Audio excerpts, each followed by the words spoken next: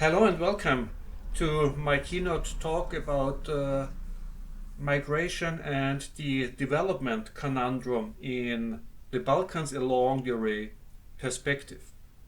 First of all, I want to thank the organizers for inviting me and giving me space and the opportunity to talk a little bit about the Balkans. You might know that I'm a historian of Southeastern Europe. At this point of the conference, you probably have already heard a couple of times that the speaker would have preferred to be in Helsinki. True enough, but it is as it is, so let's make the best out of it, and I'm looking forward also to your questions in the Q&A. In this talk, I'll try something ambitious. Maybe it's even over ambitious, to summarize more than a century of labor migration from the Balkans from the point of view of its repercussions, especially economic repercussions on the region, and also from the point of view of pertinent policy responses in the region. Why do I think such an exercise to be useful? Because in many respects the Balkans tell a larger story. They are emblematic but also paradigmatic. They tell the story of a semi-periphery or periphery which exports labor but fails to close the wealth gap with those places where its people go. Let me start with a short vignette from April 1910, when the issue of emigration was once again debated on the floor of the Sabor, the Diet Parliament of the Kingdom of Croatia and Slavonia. Croatia back then was an autonomous entity within the Kingdom of Hungary, and very much like its mother state, massively affected by overseas emigration, especially to the United States. So Sabor member Ante Pinterović took the floor and fielded an interpellation to the provincial government. I quote, "Year after year, more and more people emigrate to America, and if this trend continues, the nation will suffer serious damage. Today, 500,000 of our people live in America. The most capable workers leave, who will be lacking at home." End of quote. At the same time, Pinterović admitted that emigration also brought some benefits because immigrants sent money back home. Yet even this was not an unqualified advantage because, I quote, "the money is often not used for what would be useful for the people and the country." Pinterović pointed to newspaper reports that in the bitterly poor Lika region, where many of those immigrants came from, migrant savings were spent on alcohol, even on sparkling wine. 70 years later, in 1979, the British development economist Dudley Sears produced a very similar account of the effects of immigration on descending society. I quote, "Immigration, relieves social pressures and provides valuable foreign exchange, but the form and payment structure becomes adapted to them, and in time vulnerable to the labor and immigration policies of the government of the recipient country and to the level of economic activity there. Moreover, productive sectors are inhibited by the scarcity and cost of labor, and the economy becomes dependent on foreign sources, even for necessities, financed in part by emigrants' remittances. Migration is also debilitating. It deprives the country from which it comes of skills and initiative." End of quote. The World Bank today probably would beg to differ. Since the last 3 decades, there's a burgeoning interest in the potential of migrant transfers, remittances for so-called development. Of course, when I say development, you always need to think of inverted comma. The World Bank, the OECD, international and national agencies sponsor studies and produce recommendations how to channel remittances towards so-called productive investment. Emigration should become a win-win situation, the UN says, for the immigration and the emigration countries alike, and also for the migrants and their left-back communities. There's a genuine remittance euphoria. The motivation for this is pretty clear. The amount remitted by migrants annually is estimated at some 550 billion US dollars, which is much more than the total development aid in this world, and much of it flows into developing countries. Southeastern Europe is a case in point. It is also a large recipient of migrant transfers. Some of its countries record annual inflows of many billion euros sent back by their emigrants. In smaller states such as Moldova or Kosovo, remittances make up around 20% of GDP. Croatia today, for example, records more migrant transfers than income generated from tourism. So some of the questions I want to discuss here today are: why did a century of mass immigration from Southeastern Europe not lead to more income convergence with Western Europe? Did remittances create new dependencies rather than helping development? How did the immigration countries respond to immigration? And as you can guess, all these questions are linked with the larger issue of spatial inequality in Europe. I am not an economist, neither an economic historian, but from my superficial understanding of the economics literature on the potential connection of remittances and GDP growth, it seems that there's no consensus. But only one: the context matters. This, of course, is very good for someone like me, historian, because context is what we are usually talking about. In terms of economy, what I can say is that the wealth disparity between Southeastern Europe and the economic core of Europe did not change much for the last 150 years or so. If we take Germany as 100, for example, the Greek GDP per capita in 1870 was 66, and today it stands at about 50. For Hungary, the values would be 59 for 1806 and 55 today. For Bulgaria, 46 and 40. Obviously with ups and downs in these 150 years. In the last couple of years, Southeastern Europe has been experiencing some sort of catching up, but from a very low base, basically recovering what these countries lost during the difficult years of transition in the 1990s. Let's go back to immigration. By around 1900, Eastern and Southeastern Europe became the most important sending regions of immigrants to the United States, which was the by far most important destination country for immigrants from this region. Millions left their home places, mostly villages. I don't want to bother you with too many numbers, just a few. Austria-Hungary alone sent some 3.5 million immigrants to the United States from the 1870s to World War I. From the Kingdom of Croatia, more than 5% of its population relocated, at least temporarily, to America in the first decade of the 20th century. 10% of Montenegro's working age population were said to be in the United States in 1910. The reasons for the immigration movement were complex and manifold, but economic in nature. Lack of land, the unequal distribution of land, weak industrial development, falling prices for agricultural goods, peasant debt, compounded by strong population growth and by one-time crisis events such as the phylloxera pandemic that destroyed much of winemaking. Exporting labor became the primary way how Southeastern Europe entered the emerging international division of labor, the global economy.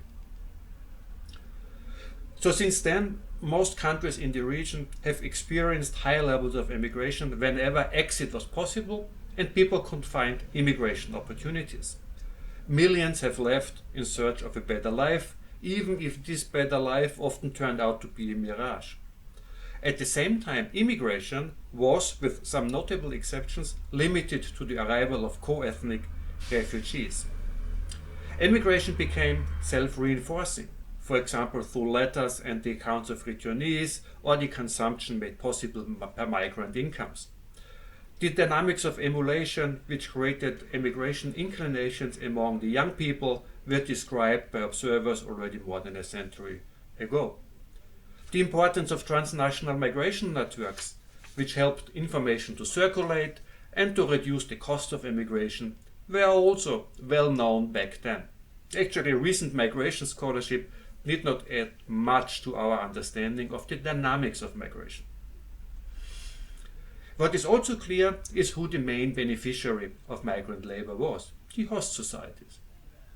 The United States would hardly have become so quickly the preeminent industrial economy was it not for the cheap labor of immigrants from Eastern and Southern Europe. Liberal observers in the US in the early 1900s who were sympathetic to these so-called new immigrants, this was the word used for them in the US-American immigration discourse at that time, articulated their particular advantage in very explicit terms. Since many of them, immigrants from Eastern Europe, also Southern Europe, Southern Italy especially, intended to return, they constituted a flexible labor supply which adapted to the needs of the US economy. If there was an economic downturn in America, the migrants would go home and not be any burden for the US. This was the argument. And this actually was also the initial logic of the bilateral recruitment agreements after World War II, when booming West European economies, such as West Germany, but also other countries, invited labor migrants from Europe's south, Greece, Turkey, and Yugoslavia included, under the condition that they would not settle but return and be replaced by new workers as long as the domestic economy felt a need for them. When recruitment stopped after the oil price shock of 1973, this led to severe problems for the sending countries, who were suddenly confronted with an influx of returnees for whom they often had no jobs.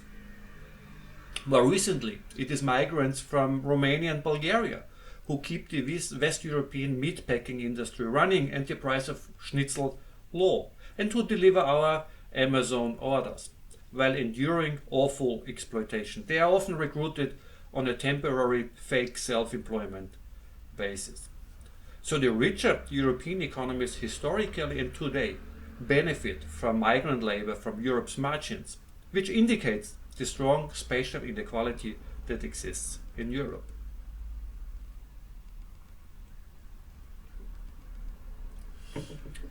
Now, how do the emigration countries respond to such an asymmetric relationship? It is of little surprise that large-scale out-movement of people triggered policy responses. Charles Tilly once remarked that the modern state prefers sedentary populations, which it can more easily school, conscript, tax, and control.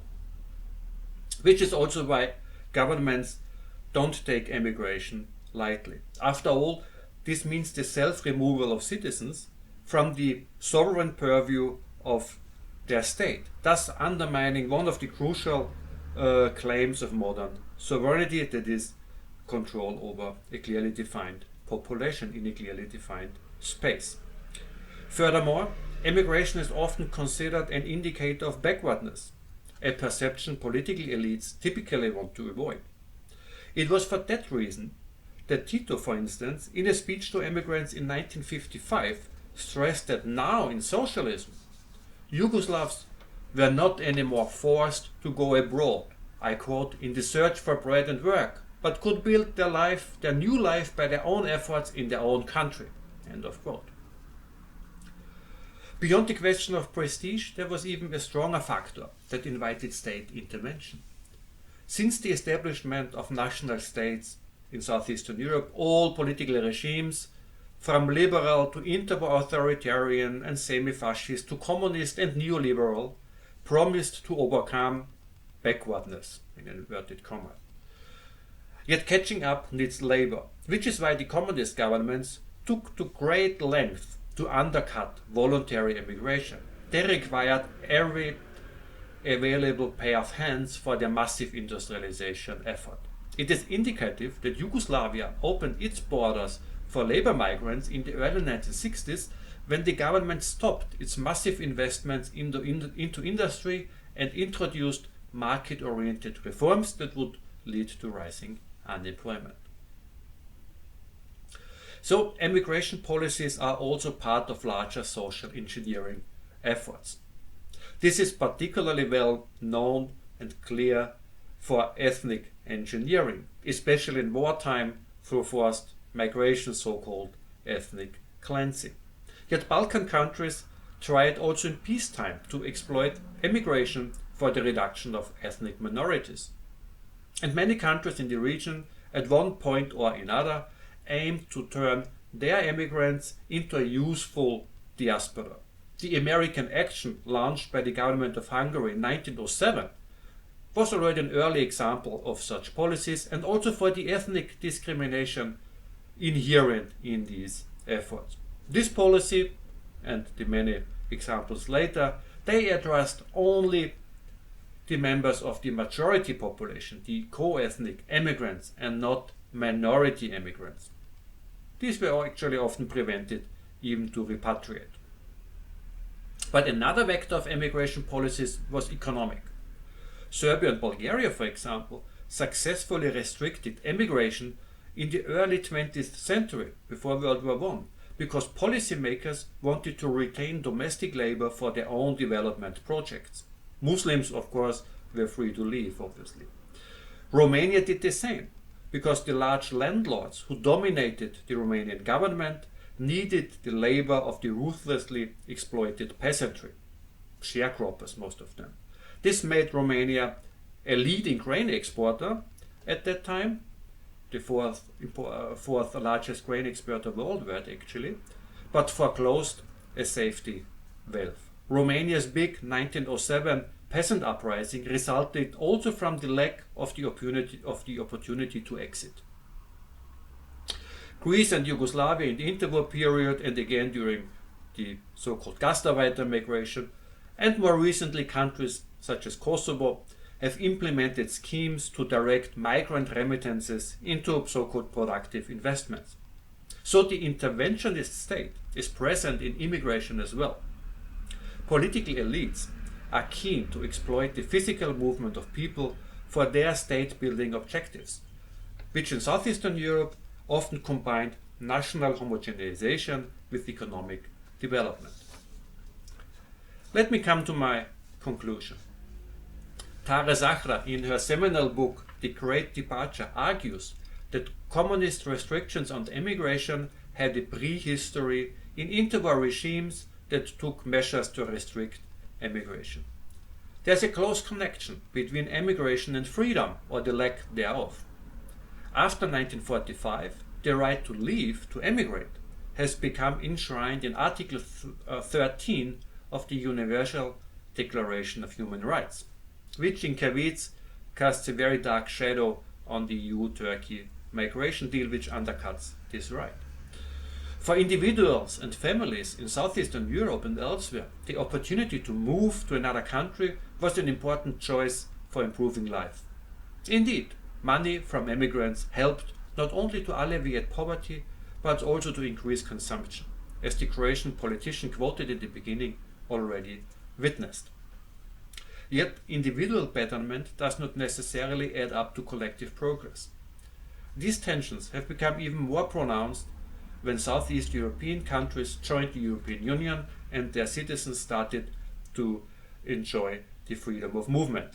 Millions have left Romania, for example, since the country joined the EU in 2007, and from Croatia, almost a tenth, if not more, of its population moved abroad since EU accession 8 years ago, most of them to Germany.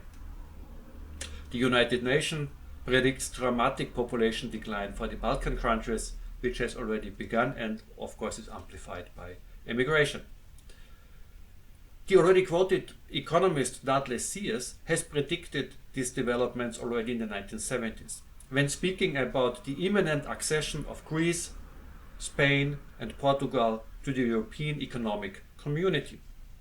I quote, "EEC membership might lock a country like this into dependence on exporting labor." End of quote. For Southeastern Europe, this would have been a prescient prediction. Its countries are stuck in a special variant of the so-called liberal paradox. The liberal paradox is an idea coined by political scientist James Holyfield in his work on the role of migration in the post-war European economic, West European reconstruction. And he uses this idea to explain why liberal democracies that are committed to free trade, to the free flow of capital, still believe that they have to restrict immigration. The governments of the new EU member states know that overall their economies and social systems will suffer if immigration rates remain on such levels, which is pre-corona obviously. Employers in places like Hungary or Bulgaria complain that finding workers has become very difficult. The International Monetary Fund calculates that emigration is a drag on the growth potential of the region. In Hungary, Romania and Greece, more people are worried about emigration than about immigration, according to a 2019 survey. At the same time, governments and publics in Southeastern and East Central Europe are very hostile to the very idea of immigration, which would be the obvious policy response to their demographic predicament. But they also do not want to curtail the freedom of movement. This would make the citizens second-class Europeans and close an important safety valve for social and political discontent. So emigration countries are caught in their own catch-22 situation when it comes to migration policy. What does that tell us about Europe? So I think it shows what an unequal place Europe was and still is. Migration is a consequence of inequality, but also an aggravating factor. The freedom of movement between now 31 countries is genuinely a civilizational and in the modern world also unprecedented achievement. Freedom of movement of workers, I need to specify. It is a huge experiment that should not fail. It benefits individuals and their families and many businesses, especially in Europe's economic core. But the European Union lacks a system how to mediate these benefits towards the collective good of those societies supplying migrant labor. There's a European labor market, but no European social safety net. I think this is the migration debate that we should have in Europe, rather than worrying about immigration from outside of Europe, which Europe anyway will need if it wants to maintain its prosperity. Thanks for your attention, and I'm now looking forward to your questions and comments in the Q&A session. Thank you, and goodbye, and see you later.